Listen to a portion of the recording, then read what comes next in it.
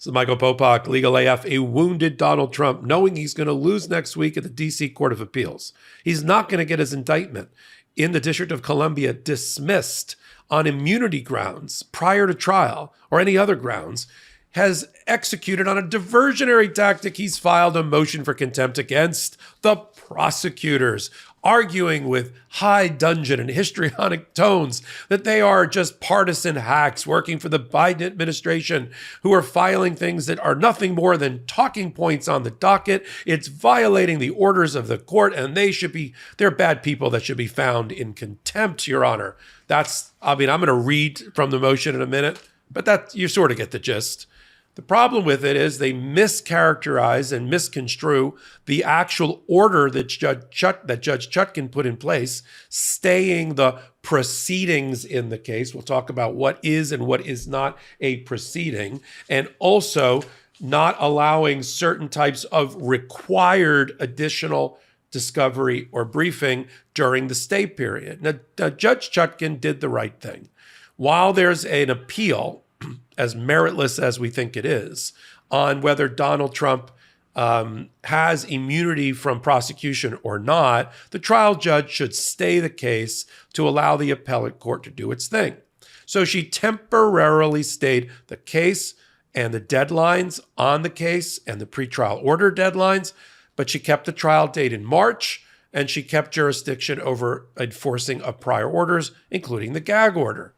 That does not mean, as Donald Trump has misinterpreted it in his motion, that discovery can't be served by the Department of Justice. Information that they're going to use at trial can't be given to the other side. Now, Donald Trump doesn't have to read it, but it doesn't mean they can't deliver it, because serving discovery is not a quote-unquote proceeding that was stayed by the court's order under any interpretation, any reasonable interpretation. So that's one. Only proceedings were stayed. That doesn't mean discovery. The other thing that proceedings don't include is if the Department of Justice wants to file motions in limine to preclude certain types of evidence, motions related to Donald Trump, they are free to file it. It does not make it or conjure it up as a proceeding, doesn't convert it into a proceeding, because they have filed a motion on the docket. As I've said in a prior hot take, the docket, which is the electronic filing system managed by the clerk's office, is open for business. The judge didn't order that the docket be closed, that the case be temporarily administratively closed, which she could have. The docket is open. If things need to be filed, Donald Trump gag order, the Department of Justice wants to seek a contempt order, it's open for business. And if the Department of Justice wants to file in advance, in expectation that the stay is going to be lifted, motions directed towards the trial, they are allowed to. That does not convert it into a proceeding or a required briefing on the part of Donald Trump. There is no dispute at the present moment. The case is in stasis. It is on ice. And anything the Department of Justice files, Donald Trump doesn't have to respond to. He doesn't have to brief it. Normally, there's a briefing schedule. Within X amount of days after the receipt of a brief, the other side, in this case Donald Trump, can file an opposition. Then there's a reply. Then there's oral argument. Then there's a judgment. We all agree that that process is stayed. That set of proceedings are stayed, not the filing of the motion. I've never in 32 years of my career in federal practice ever heard of a motion being referred to as a proceeding that is also stayed, the filing of that motion, because that's not true. And if I wanted to serve them with discovery, they don't have to respond to it. They don't have to address it, because they don't have to be burdened with any aspect of the process or proceeding under the stay. But it doesn't mean I can't unilaterally file. And that's what I said during my recent hot take. Genius move by Jack Smith. He has the floor to himself. He has the playing field to himself. He can file whatever he wants. The press can report whatever they want. And Donald Trump either can choose not to respond, which he's chosen not to. He can throw a temper tantrum and write a letter and say, I'm not going to respond to anything that you file because I don't have to, because everything's stayed. Sure, then do it after the stay is lifted. This is all like a 7-day issue, by the way. This tempest in a teapot, much ado about nothing. This filing is just to pay back and to try to change the dynamic because they've been getting bad press by all the filings by Jack Smith. That's the wounded aspect of this Trump reactionary filing, right? I'm getting creamed in the news by Jack Smith because he's filing all this stuff and he tells his lawyers, do something. Oh, we'll do something. We'll argue that they violated the stay order when they have not violated the stay order. You can only violate Judge Chutkan's stay order, right? The 3-page stay order. If you try to conduct or implement proceedings or required additional filings. She hasn't required. Required means the court has required it. The judge hasn't required a darn thing. These are static filings on the docket by Jack Smith to stack up his motions like cordwood until there's a lift of the stay. As soon as there's a lift of the stay, Donald Trump can then address the 5 or 6 motions that are on the docket, and the briefing schedule and deadlines will start, right? Right now, the clock is stopped. We all agree. Just Donald Trump doesn't like the fact that while the clock is stopped, Jack Smith is continuing to file because he is permitted to. And so there is no contempt. If anything, I think it runs the other way. I think Donald Trump's lawyers, if Jack Smith wanted to, and I'll be frank, judges don't like tit-for-tat retaliatory looking motions. Like you filed a motion for contempt against me, I filed a motion for contempt against you. So I'm not sure Jack Smith's going to do that. He ignored the letter from Donald Trump that said, you are violating the order and we're going to ignore everything that you're filing. That was 2 weeks ago. And they tried to argue, well, Jack Smith's being inconsistent in his office because he told the United States Supreme Court that everything was stayed, and it's not everything stayed because he keeps filing and he keeps serving. Right, because the stay was limited to proceedings and burdening Donald Trump. He's burdening himself. Donald Trump, if anything, has violated the proceedings by filing the motion for contempt. There is an argument the judge continues to have jurisdiction over her original stay order so she can enforce it. But I'm not sure how he got the jurisdiction in order to file this either if the case is stayed. So Donald Trump has burdened himself by preparing and filing this motion and writing letters to Jack Smith saying, we're going to ignore what you're filing. Just ignore it. Just ignore it. And you can pick it up. If you're right, Trump, and you're going to win on the appeal, then the case is over. If you're wrong, which most thinking people think you are, then you're going to have that trial in March and you'll just address everything on the docket then. Let me read to you from the actual motion. It is just filled with virulent, vitriolic attacks on Joe Biden and Jack Smith. Does that surprise anybody? It's short on legal analysis and argument or anything cogent or anything factually true, and very long on Donald Trump's talking points, right? So that's the audience for this. They don't think they're actually going to win this. They just want to, shove back against Jack Smith and all of his filings. So in the introduction on page 1, it says, the stay order from the judge is clear, straightforward, and unambiguous. All substantive proceedings in this court are halted. Let me comment along the way. Right. Discovery is not a substantive proceeding. Motions filed on the docket are not a substantive proceeding. Despite this clarity, the prosecutors began violating the stay almost immediately. First, within 5 days of the court entering the stay order, the prosecutors served thousands of pages of additional discovery, and along with a draft exhibit list. Right, that's not a proceeding. That's a filing. You can look at it or not. If you choose not to, then you're not burdened. If you choose to and address it this way, then you've generated your own burden. Through counsel, President Trump advised that he rejected the prosecutors' unlawful productions, right, continuing to burden himself, and their actions violated the stay order, and that he would seek relief if their malicious conduct continued. Oh, I'm on the edge of my seat. What happens next? Ignoring this warning, the prosecutors filed an expansive motion in limine in less than 10 days later. Right, and we covered it extensively on our hot takes about what the motions in limine are addressing. But to Donald Trump, right, through his lens, he says that the motions in limine teems with partisan rhetoric, including false claims that President Trump propagates irrelevant disinformation. Stop right there. Does anybody on either side of the aisle think that Donald Trump doesn't propagate irrelevant disinformation in order to distract from his cases and his liability and exposure? Both within the courtroom, right, things that he's done in the courtroom, and outside of it, social media, press conferences, rallies. Moreover, The motions in limine mirrors the Biden administration dishonest talking points, asserting again falsely that President Trump was responsible for the events of January 6th, when in truth he called for peaceful and patriotic assembly and protest. Are you effing kidding me? Listen to the entire speech. Listen to you have to fight. You have to fight back. You have to fight like hell. Now take your weapons that you have, because I dropped the magnetometers and the search for weapons, and go to the Capitol and stop what's happening there. Stop the steal.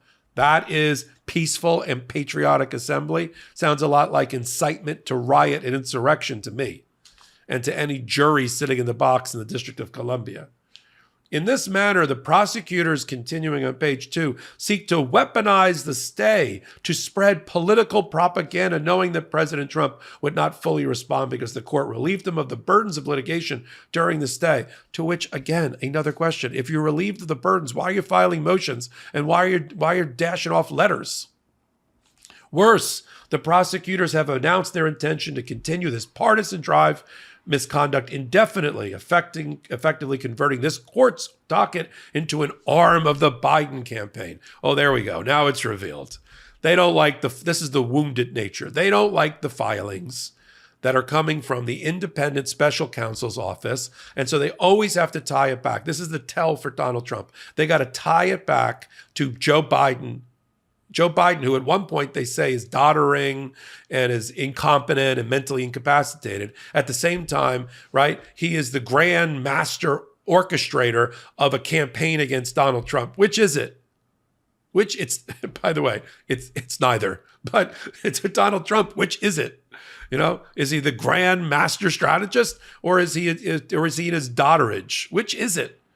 So here it's always, whenever the tell for Donald Trump is, I'm going to attack everyone against me as partisan hacks. And if they happen to be women or people of color, I'm going to do even worse. That's it. That's the magic decoder ring for Donald Trump and his rhetoric. And I'll give you more in here. They have to use every adjective they can to detract from any argument, any merit of any argument they have. I learned a long time ago in law school and in practice. You want to throw away your credibility with a panel or a judge. You want to undermine them taking you as a credible advocate for your position. Use ridiculous adjectives and adverbs in your filing, and try to poke and attack your opponent at every turn. That's going to turn off the Judge Chutkan, I assure you. Let me just read you a couple of these things. Then you have in their description of the background on page 2 that this case presents weighty questions of first impression concerning the scope of presidential immunity, the impeachment judgment clause, and double jeopardy. And this is not an easy case. I would disagree with that. First of all, just because they keep saying they have an argument under the impeachment clause or double jeopardy doesn't make it so. And their constant repetition doesn't mean that everybody's talking about it. Everybody thinks it's weighty. This is going to be quickly dispatched by the D.C. Court of Appeals. And I'll say it again, as I said on Legal AF last night, if Donald Trump really believed he had a winning argument, he would not have waited a year to bring it. He should have filed that motion if he thought it was going to be successful. If he really thought that he had a good faith argument and he would be successful, he would have filed it a year ago when he first got indicted. Everything in his motion has to do with doctrines and law and precedent, has nothing to do with facts or discovery or information provided by the special counsel's office or discovered over the last year. That legal argument that he's making now, immunity, absolute immunity, double jeopardy, impeachment clause, and all the rest, he had that same set of arguments he could have raised a year ago. So why? Why didn't he do it? Because he knew it was a loser argument. He's only using it to delay the proceedings. That's why he filed it in November, December before a March trial, not a year before, because he knew he would have lost a year before and then full steam ahead towards the March trial. So for maximum damage and collateral damage and impact, you file a losing motion or appeal at the last possible minute, hoping you can keep it alive long enough to move the trial. That's it. That's all we're watching. Let me go back to their motion. here's the vitriol that I'm talking about in every attack. And just because you put things in bold doesn't mean that you're interpreting it properly. Deadlines and proceedings scheduled by the pre-trial order are not motions that are filed on a docket. And then they have to edit the actual order because they know it doesn't fit their argument. They say on the top of page 4, driving this point home, the court distinguished certain exceptions which it held do not advance the case towards trial or impose burdens of litigation on the defendant beyond those he already carries from additional discovery or briefing, which do. That's not what it says. What the order says is required additional discovery or briefing. Nobody's requiring Donald Trump to do anything. He can brief it after the stay is lifted, not now. He's not required to respond in any way to the discovery.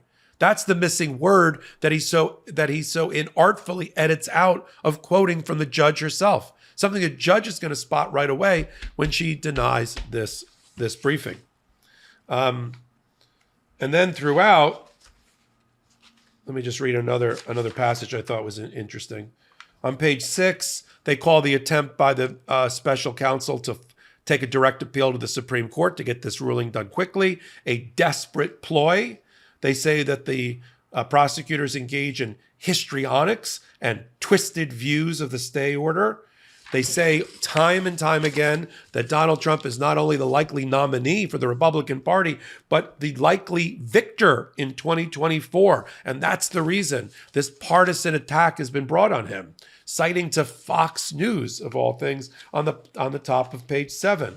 They repeat the lie that Donald Trump asked for patriotic and peaceful protest on Jan 6th. And then they ask the court to find the prosecutors in contempt of court, saying that they are trying to score cheap political points against Donald Trump on the bottom of page 14 on behalf of the Biden campaign.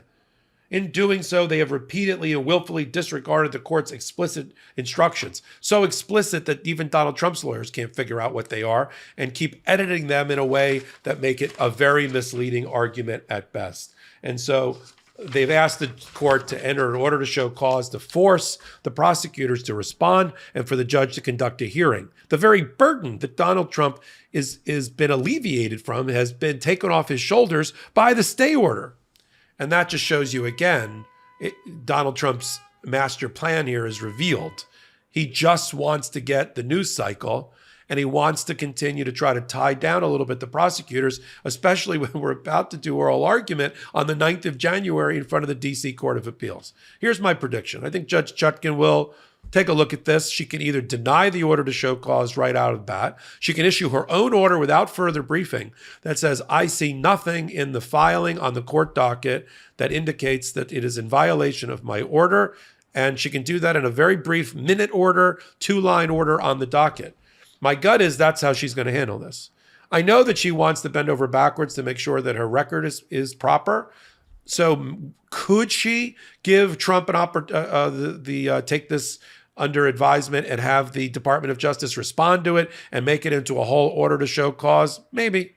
I just don't think she's going to do it. I think this close to the oral argument and on what has been presented as grounds, I think she quickly dispatches this. Could be wrong, and I'll come back on a hot take and say if I am.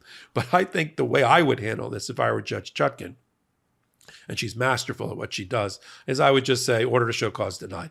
There's nothing in here that indicates that there's been a violation of my order. The docket remains open. Mr. Trump does not have to respond to any of these things if he doesn't want to. If he does, he's taken on the burden himself that I've alleviated. Nothing is proscribed. Nothing is by my court order. Nothing is required. And the case is stayed. Doesn't mean the docket is closed. It just means the case is stayed. That's how I would handle it in a 3 or 4 line order. If she wants to just, bend over backwards, she'll set up a briefing schedule on this. I just don't think she will. We'll continue to follow. She moves very, very quickly. We're going to know. Hopefully this hot take will be up before we actually have Judge Chutkan's result, and then we'll do another hot take to update you right here on Legal AF, only on the MeidasTouch Network, on their YouTube channel, and then on our Wednesday and Saturday podcast we call Legal AF the Pod. It's exactly what you think, 8 p.m. Eastern Time on this YouTube channel, and then on audio podcast platforms of your choice. Give me a thumbs up here, leave a comment. It really does help keep this kind of content on the air. Until my next hot take, until my next Legal AF, this is Michael Popok reporting. Hey, Meidas Mighty, love this report? Continue the conversation by following us on Instagram @MeidasTouch to keep up with the most important news of the day. What are you waiting for? Follow us now.